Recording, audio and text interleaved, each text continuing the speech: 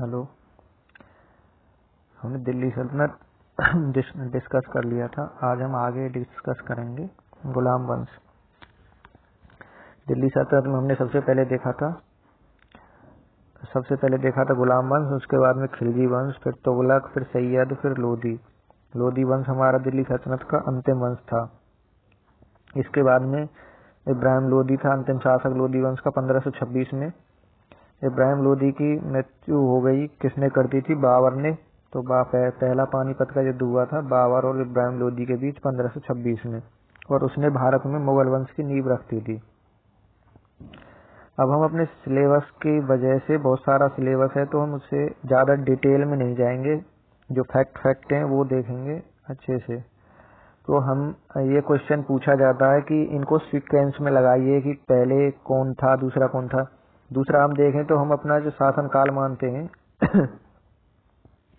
मतलब मध्यकालीन भारत को हम 1717 तक मानते हैं, 1707 तक, मतलब जब औरंगजेब मरा तब तक मानते हैं मध्यकालीन भारत। उसके बाद में मॉडर्न हिस्ट्री शुरू हो जाता है, आधुनिक भारत। तो इसको हम दो पार्ट में देखेंगे मुगल वंश को। एक को हम अभी इसी वीडियो में क्लियर करेंगे, औरंगजेब तक मुगलों का, और उसके बाद में परवर्ती मुगल। यहाँ से यूपीपीसीएस में तो हर साल क्वेश्चन आता है, हर साल एसएससी भी पूछ लेती है। वो ऐसे नाम लिख देती है कि मोहम्मद शाह रंगीला, अहमद शाह, आलमगीर सेकंड, शाह आलम, और आगे उनके मतलब लिख देती है कि पहले कौन सा था, दूसरे कौन सा था, सीक्वेंस में लगाना। ऐसे करके बहुत अच्छा क्वेश्चन आता है। तो ये याद करना, वीडियो पुश करके आराम से देख लेनी लिस्ट पूरी। तो जैसे हम देखें कि पहला मुगल बादशाह कौन आया था? बाबर आया था। बाबर के बाद उसका बेटा हुमायूं, और हुमायूं के बाद कौन आया था? अकबर। अकबर के बाद जहांगीर। जहांगीर के बाद शाहजहां। शाहजहां के बाद औरंगजेब, और औरंगजेब के बाद बहादुर शाह आया था। बहादुर शाह के बाद जहांदार शाह, फारुखसियार, मोहम्मद शाह रंगीला, Ahmad Shah, Alamgir second, Shah Alam second, Akbar second, और बहादुर शाह जफर हमारा अंतिम मुगल बादशाह रहा था, जो 1857 क्रांति का नेता रहा था। तो ये सारे देख लेने हैं। अब हम स्टार्ट करते हैं मुगल वंश। तो मुगल वंश में क्या देखते हैं हम? बाबर ने मुगल वंश की स्थापना की थी, और बाबर का जन्म कहाँ हुआ था? फरगना, अफगानिस्तान में। बाबर का जन्म हुआ था फरगना, अफगानिस्तान में। बाबर के पिता का नाम क्या था? उमर शेख मिर्जा। बाबर के पिता का नाम था उमर शेख मिर्जा, और माता का नाम क्या था? कुतुल निगार खानम, इनकी माता का नाम था। इम्पोर्टेंट नहीं है, बस आप देख सकते हैं। इसका जन्म हुआ था 14 फरवरी, वैलेंटाइन डे के दिन, जिस दिन भारत के जो सैनिक मरे थे। 14 फरवरी 1482 में इसका जन्म हुआ था बाबर का, फरगना में, अफगानिस्तान में। और ये अपने आप को क्या बताता था? जो भारत में तैमूर लंका आक्रमण हुआ था, ये कहता था कि मैं मतलब पिता की साइड से 5वां वंशज बताता था अपने आप को कि मैं तैमूर का 5वां वंशज हूँ। और चंगेज खां का जो पहले आक्रमण हुआ था, उसे बताता कि मैं चंगेज खां का 14वां वंशज हूँ माता की तरफ से। तो ये अपने आप को उनसे जोड़ता था। ठीक है जी। इसके पिता की मृत्यु हो गई थी, 12 वर्ष का था जब ये, तब इसके पिता की मृत्यु हो गई थी। वो फरगना का शासक था, फरगना का शासक था। तो इसने क्या सोचा कि मैं, फरगना तो अपना है ही है, समरकंद को जीत लूं। तो समरकंद पर आक्रमण किया बाबर ने, और 100 दिन तक वहां रहा, और वापस लौट के आया तो समरकंद जीत लिया इसने। समरकंद जीत लिया और वापस लौट के आया तो फरगना, समरकंद मतलब हार गया था समरकंद भी। 100 दिन वहां ये रुका भी था। उसके बाद में वापस फरगना आया तो पता चला फरगना भी इसके हाथ से निकल गया, इसके घर वालों ने कब्जे में ले लिया था। और फिर इसने काबुल को जीता था 1504 ईस्वी में, और बादशाह की उपाधि धारण की थी इसने। और बाबर का पहला आक्रमण, ये ज्यादा इम्पोर्टेंट चीज नहीं है, अब यहाँ से ज्यादा इम्पोर्टेंट आएगा। बाबर का पहला आक्रमण पूछा जाए तो भारत पर 1526 में नहीं हुआ था, इससे पहले भी हुआ था। भारत पर पहला आक्रमण हुआ था इसका 1518 में। भेरा के किले पर इसने आक्रमण किया था, भेरा, और वहां पर इसे कलंदर की भी उपाधि मिली थी। भारत पर 5 बार आक्रमण किया था इसने 1526 से पहले। 5वीं बार कब किया था? 1526 में। तो बाबर ने पहला आक्रमण किया था 1526 में, बाबर का शासनकाल हम देखें तो 26 से और 30 तक है, और ये सिर्फ लड़ाई में ही गया है इसका शासनकाल, और उसके बाद में इसकी मृत्यु हो गई थी। इसका शासनकाल 4 वर्ष का है, जिसमें इसने 4 बड़े युद्ध लड़े। पहला युद्ध लड़ा 1526 में, इधर देखें तो ये है 1526। पहला युद्ध लगा इसने first battle of Panipat, Panipat का प्रथम युद्ध, first battle of Panipat 1526। IL का मतलब है इब्राहिम लोदी, और B का मतलब है बाबर। इब्राहिम लोदी और बाबर के बीच हुआ, और इसमें इब्राहिम लोदी को मार दिया बाबर ने, और बाबर जीत गया।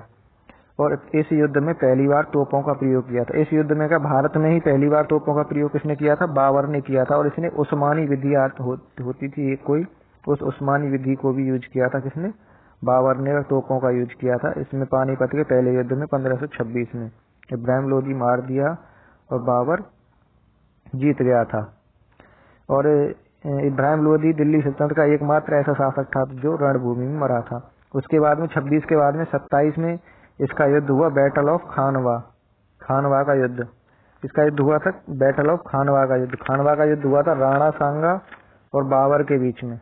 खानवा का युद्ध हुआ था राणा सांगा और बाबर के बीच में।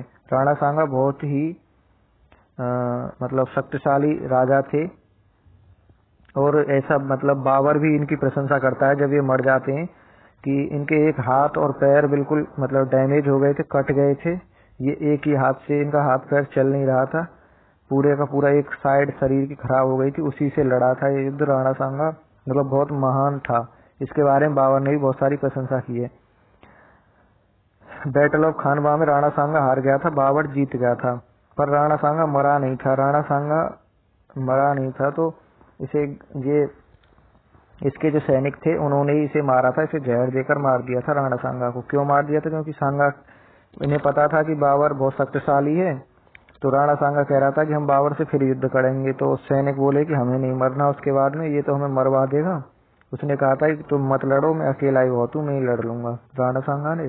तो उनके सैनिकों ने रात में इसे क्या दे दिया? जहर वहर दे दिया और मार दिया था राणा सांगा को।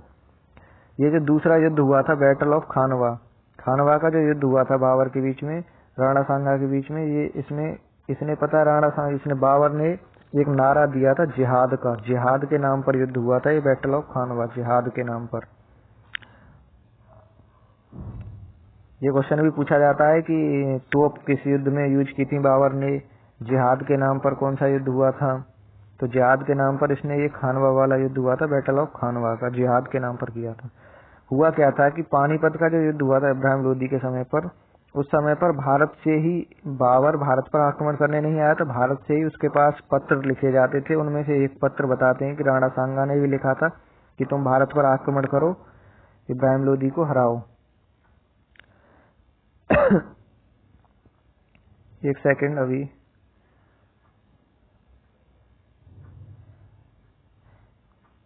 हाँ, हमने पहले भी देखा था 1517 में खतौली का युद्ध हुआ था राणा सांगा और इब्राहिम लोदी के बीच।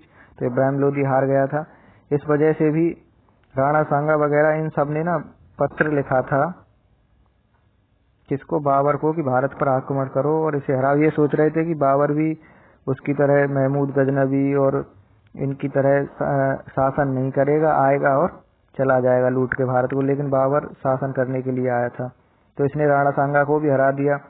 पहला 1526, ध्यान रखना 1526 में फर्स्ट बैटल ऑफ पानीपत, 1527 में बैटल ऑफ खानवा। खानवा का युद्ध किस किस के बीच हुआ? राणा सांगा।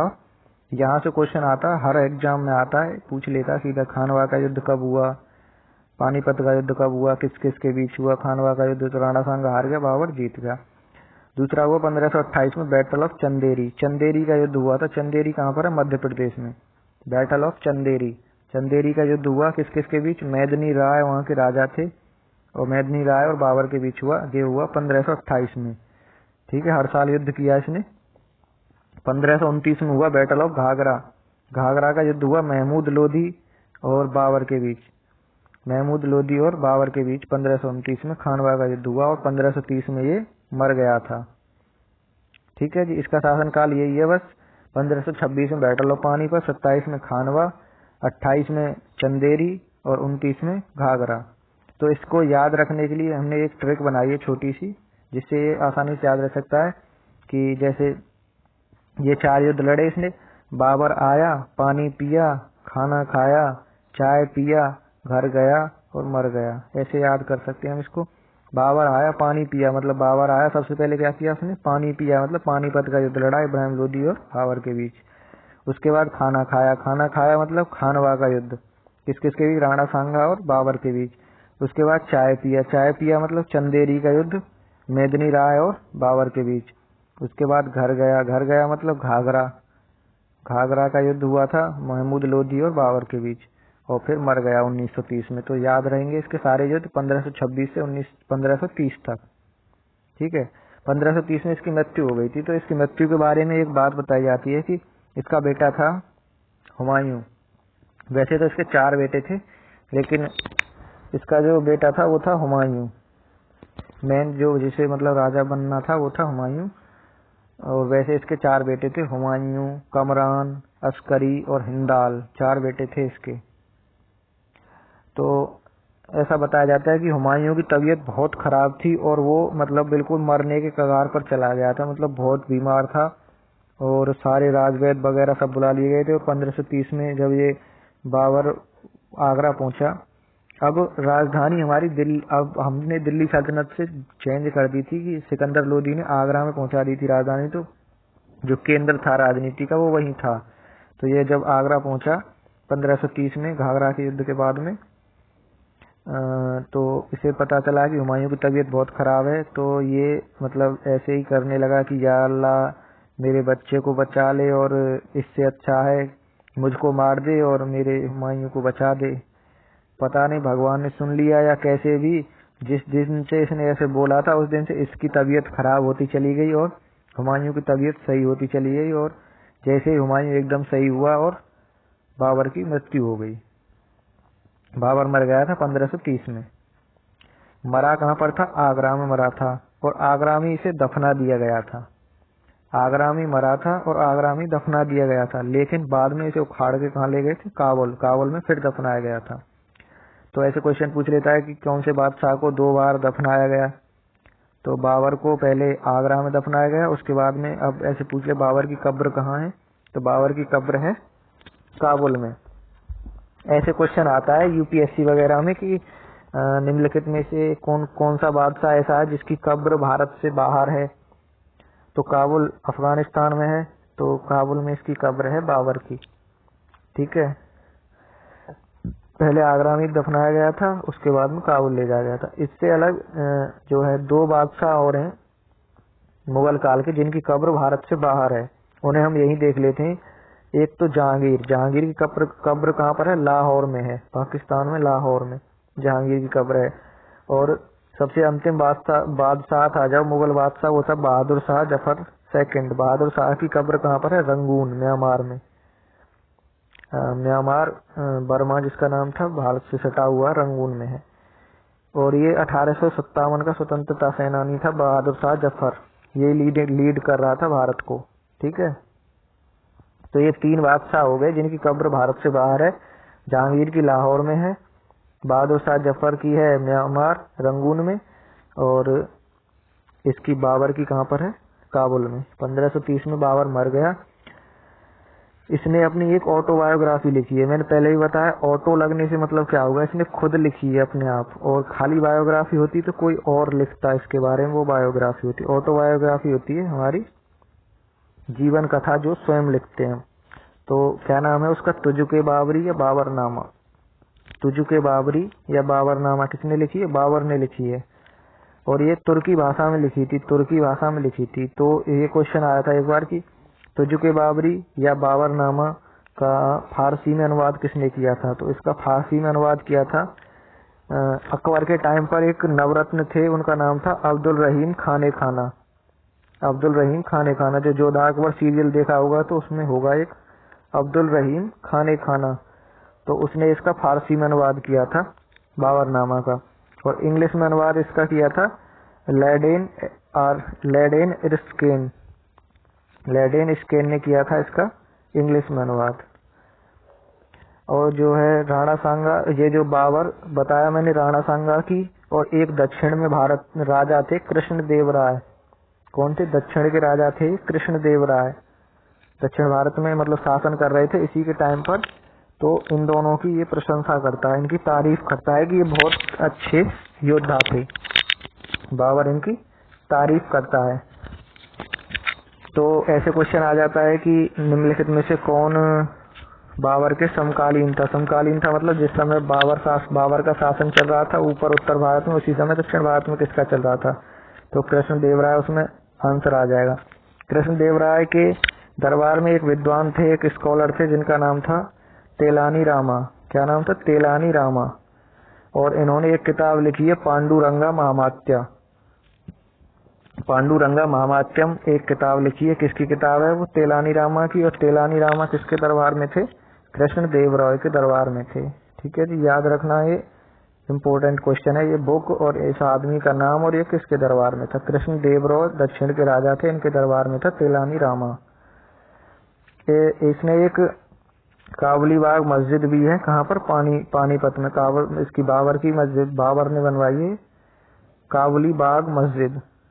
और इसने चार बाग शैली का जन्मदाता भी कहा जाता है। चार बाग शैली कैसे? चार तरफ से बाग बनवा के बीच में ऐसे बगीचा सा ऐसे बना के, वो थी चार बाग शैली का जन्मदाता भी इसे ही कहा जाता है बाबर को। ये एक अच्छा कवि भी था। बाबर एक अच्छा कवि भी था। ठीक है, इसके बाद में देखते हैं हम, इसका पुत्र आता है कौन? हुमायूं। इसका पुत्र आता है भारत में हुमायूं। हुमायूं का शासनकाल हम दो टाइप में देखेंगे। एक पहला शासनकाल इसका 10 साल का देखेंगे, 1530 से 1540 तक। उसके बाद में इसका दूसरा शासनकाल है हुमायूं का 1555 से और 1556 तक। और जो बीच के 10 साल हैं इसमें एक हिंदू राजा शेरशाह सूरी ने शासन किया था 10 साल। तो हुमायूं एक नंबर का अंधविश्वासी शासक था और ये अफीम की लत्ती से अफीम खाता था। अंधविश्वासी कैसे? बचपन में इसका हाथ देखा था, मतलब ज्योतिषी वगैरह को हाथ पाथ दिखाया था, तो उन्होंने कहा था कि तुम एक बहुत बड़े शासक बनोगे, भारत पर शासन करोगे, ये करोगे वो करोगे। तो इसी उसमें ये लगा रहता था, मतलब बहुत ज्यादा अंधविश्वास करता था।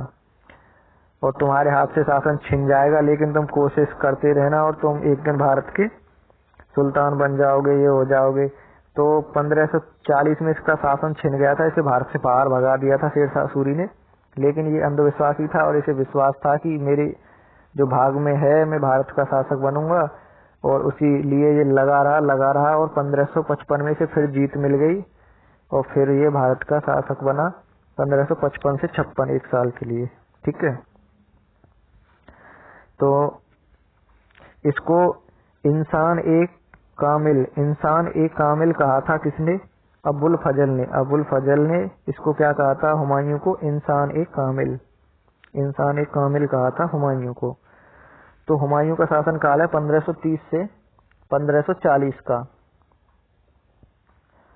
हुमायूं के जो भाई थे, मतलब बाबर के पुत्र थे, हुमायूं, कमरान, अस्करी और हिंदाल, ये 4 पुत्र थे बाबर के। उनमें से एक हुमायूं था। और हुमायूं ने अपना पूरा साम्राज्य अपने भाइयों के बीच बांट दिया था। कमरान और अस्करी, हिंदाल, इन सब के बीच बांट दिया था। और इसके जो 3 प्रतिद्वंदी थे वो 3 थे, मतलब जो इसके विरोध में थे। अफगान थे, कमरान था इसका भाई, और बहादुर शाह था गुजरात का शासक, वो इसका विरोधी था उस टाइम पर। ठीक है, उसे छोड़ो, अब हम देखते हैं इसके टाइम पर युद्ध हुआ था 1535 में। सबसे पहला युद्ध हुआ था 1535 में, बैटल ऑफ चुनार का युद्ध हुआ था 1535 में शेरशाह सूरी और हुमायूं के बीच में। उसमें से ये हुमायूं हार गया था, शेरशाह सूरी जीत गया था। ठीक है, और हुमायूं ने इसे छोड़ दिया था। उसके बाद में, मतलब शेरशाह सूरी ने इसे छोड़ दिया था हुमायूं। उसके बाद में 1539 में बहुत बार पूछा गया है बैटल ऑफ चौसा, हमें ध्यान रखना है, उसको छोड़ दो। चुनार युद्ध इसमें लिखा हुआ भी नहीं है, मैं बता रहा हूँ। 1539 बहुत इंपॉर्टेंट है, बहुत बार पूछा गया। चौसा का युद्ध, बैटल ऑफ चौसा। चौसा का युद्ध हुआ हुमायूं और शेरशाह सूरी के बीच। शेरशाह सूरी जीत गया। मैंने बताया 1535 में भी युद्ध हुआ था, उसमें शेरशाह सूरी ने हुमायूं को छोड़ दिया था और कहा था कि ऐसी गलती दोबारा मत करना।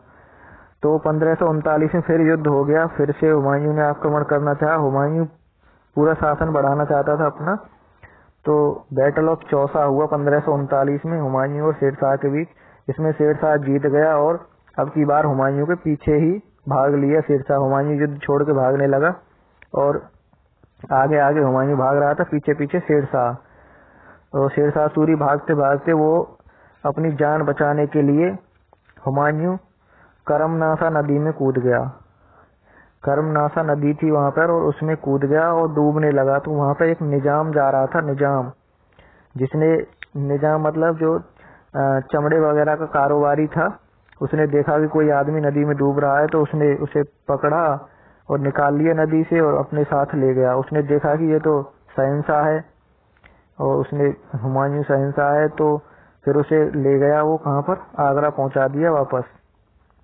आगरा पहुंचने के बाद में और हुमायूं खुश हो गया, और हुमायूं ने निजाम को बुलाया जिसने उसकी जान बचाई थी, और उससे पूछा कि तुम्हें क्या चाहिए। तो उसने कहा मुझे एक दिन के लिए अपना मतलब भारत का जो सिंहासन पर बैठा दो, मुझे शासक बना दो। तो इसको शासक बनाया था, इसे शहंशाह बनाया था एक दिन के लिए हुमायूं ने निजाम को।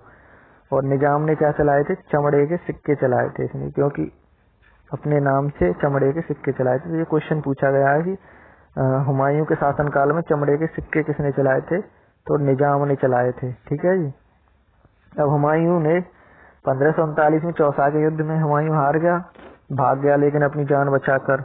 अब की बार फिर हुआ 1540 में, जो बहुत इंपॉर्टेंट युद्ध था, बैटल ऑफ बिलीग्राम, या कन्नौज का युद्ध, या बिलीग्राम का युद्ध, या गंगा का युद्ध, कुछ भी पूछ सकता है इनमें से।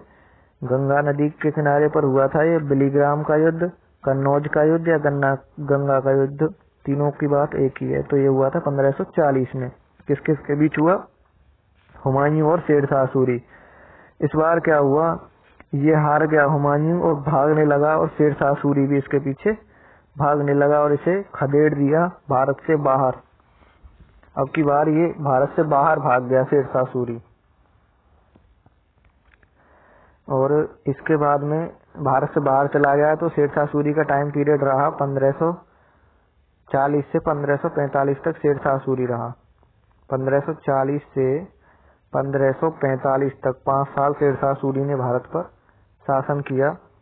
उसके बाद में इसके जो वंशज थे, जो इसके पुत्र वगैरह थे, उन्होंने शासन किया और वो कमजोर शासक सिद्ध हुए। 55 तक शासन रहा था सूरी वंश का, 1540 से 55 तक।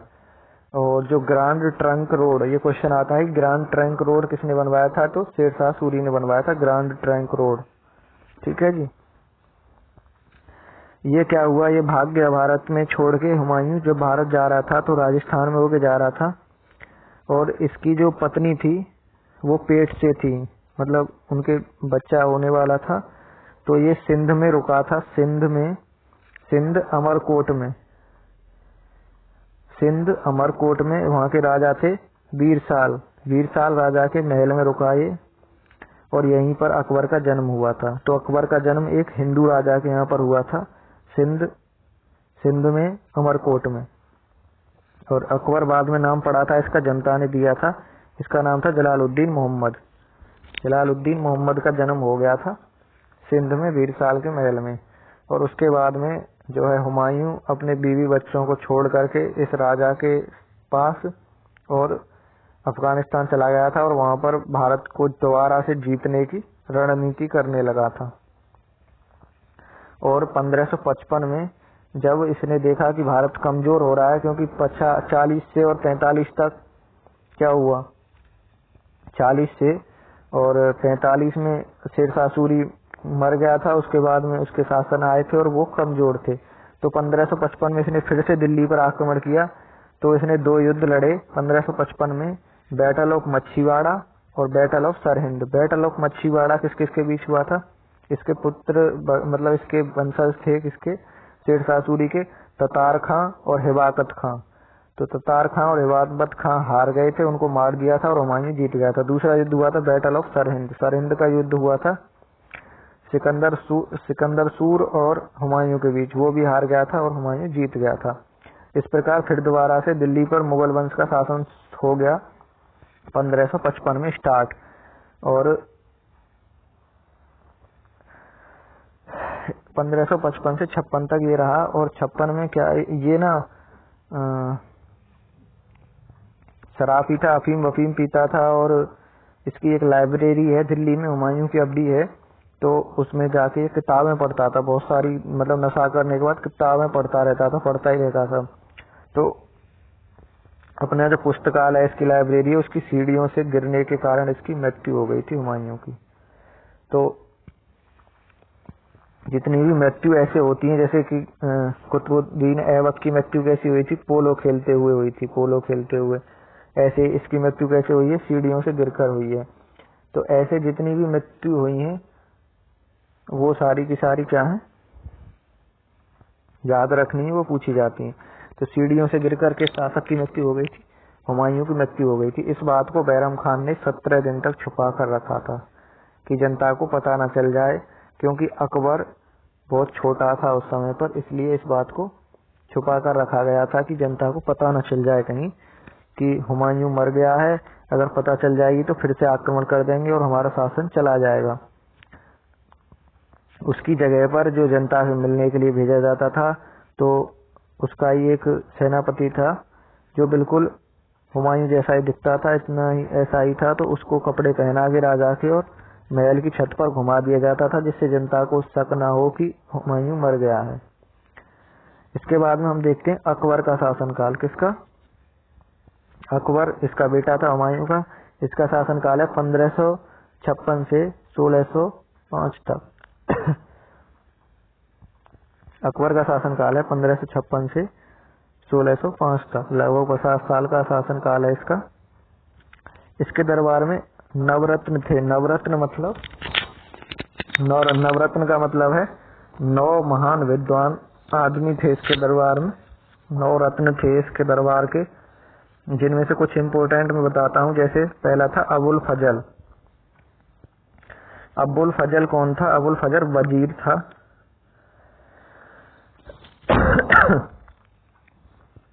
अबुल फजल ने एक किताब लिखी है अकबरनामा। अबुल फजल ने एक बुक लिखी है अकबरनामा। पेपर में पूछी जाती है अकबरनामा किसने लिखी है, तो अबुल फजल ने। और ये 3 पार्ट में लिखी है, फर्स्ट, सेकंड, थर्ड। और इसके थर्ड पार्ट का नाम है आईने अकबरी। आईने अकबरी, जिसमें केवल और केवल अकबर के बारे में लिखा गया। बाकी दो पार्ट में इनमें मुगल काल के जो शासन कैसे चलता था, क्या होता था, इस सब चीज के बारे में लिखा गया है। तो अबुल फजल ने, तो एसएससी ने क्या पूछा है? एसएससी ने ये नहीं पूछा अकबरनामा किसने लिखी है। अब एसएससी ने पूछा है कि आईने अकबरी किसने लिखी थी। तो अकबरनामा का ही एक पार्ट है आईने अकबरी, तो ये भी अबुल फजल ने लिखा था। अबुल फजल वजीर था और इसके नवरत्नों में से एक था अबुल फजल। इसने जो बाइबल होती है क्रिश्चियन वगैरह, उसका भी फारसी में अनुवाद किया था अबुल फजल ने। इसके बाद देखें तो इसके दरबार में जो है कौन था? टोडरमल।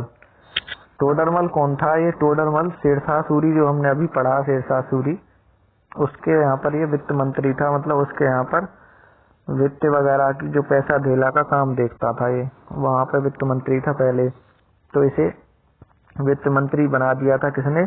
अकबर ने अपने यहाँ पर टोडरमल को। इसने दहसाला बंदोबस्त शुरू किया था। दहसाला बंदोबस्त किसने? टोडरमल ने। टोडरमल से बहुत सारे क्वेश्चंस पूछे जाते हैं, किताब से करने तो सब याद हो जाएंगे, तो पर ध्यान रखना टोडरमल कौन था? वित्त मंत्री था इसके टाइम पर, अकबर के टाइम पर। उसके बाद देखते हैं बीरबल। बीरबल का जो वास्तविक नाम है वो क्या है? महेश दास। क्या नाम था बीरबल का? रियल नाम क्या था? अकबर बीरबल। खूब कहानियां सुनी होंगी अकबर बीरबल की। तो जो बीरबल का नाम था वो था महेश दास। और बीरबल कहाँ का था? तो यूपी कानपुर का था बीरबल, रहने वाला था बीरबल यूपी कानपुर का। अकबर ने इसे राजा और कविराज की भी उपाधि दी थी।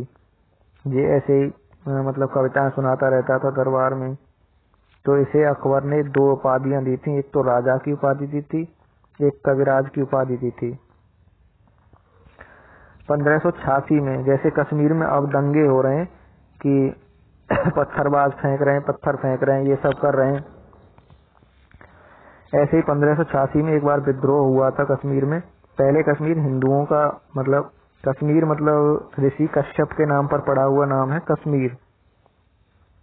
तो वहां पे विद्रोह हो गया था अकबर के खिलाफ, मतलब मुगल शासन के खिलाफ। तो उस विद्रोह को दबाने के लिए अकबर ने बीरबल को भेजा था वहां पर कश्मीर। और वहां पर जैसे आजकल पत्थरबाज पत्थर मारते हैं, और वहां पर अकबर की मृत्यु हो गई थी 1586 में।